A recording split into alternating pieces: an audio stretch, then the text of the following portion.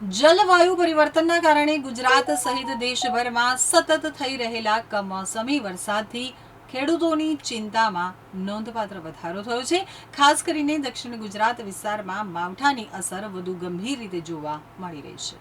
ગઈકાલે દક્ષિણ ગુજરાતમાં આવેલા વાવાઝોડા જેવા પવન અને ભારે વરસાદને કારણે બાગાયતી પાકને મોટું નુકસાન થવાની ભીતિ ઊભી થઈ છે.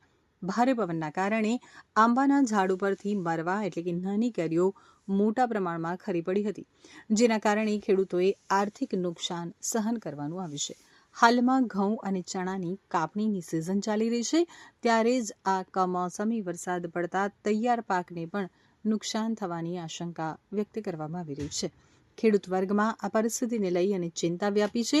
હવામાન વિભાગના અનુમાન મુજબ આગામી 1 થી 2 દિવસ સુધી માવઠાની અસર યથાવત રહેવાની શક્યતા છે, જેના કારણે ખેડૂતોની મુશ્કેલીઓમાં વધારો થઈ શકે છે.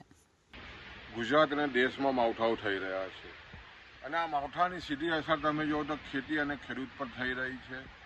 ને ખાસ કરીને દક્ષિણ ગુજરાતની વાત કરીએ તો જે રીતે ગઈકાલે જે માવઠાની અસર અને ભારે પવન જે વાવાઝોડું આવ્યું એને કારણે જે મુખ્ય પાક બાગાયતી પાક કેરીના પાકને ખૂબ જ મોટી અસર થઈ છે.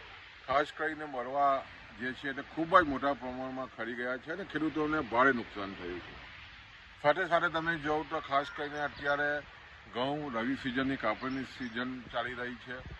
ઘઉં કાપણી થઈ રહ્યા છે, સાથે સાથે ચણાની પણ મોટા પાયે કાપણી થઈ રહી છે અને એવા સમયે જે રીતે માવઠું થયું છે અને કારણે ખેડૂતોમાં ભારે ચિંતા પેઠી છે અને ખાસ કરીને ખૂબ જ મોટું નુકસાન આ જે રીતે માવઠું થયું છે અને કારણે થયું છે અને સતત જે રીતે તમે જોવો તો સતત હવે જે રીતે માવઠાઓ થઈ રહ્યા છે ઉનાળામાં એને કારણે ખેડૂતોની ખૂબ જ કપરી સ્થિતિ થઈ છે. ત્યારે સ્વાભાવિક છે ખેડૂતોમાં ભારે ચિંતા છે અને જ્યારે આવનારા હજુ 1-2 દિવસમાં પણ માવઠાની જ્યારે અસર થવાની છે ત્યારે સ્વાભાવિક છે ખેડૂતોને પણ વિનંતી છે ખાસ કરીને જે પાક ખેતરમાં ઊભો છે, ઘઉં છે, ચણા છે, ને તાત્કાલિક ધોરણે ઢાંકી દઈ અને તાત્કાલિક ધોરણે આનો બચાવ કરીએ એટલી જ વિનંતી છે.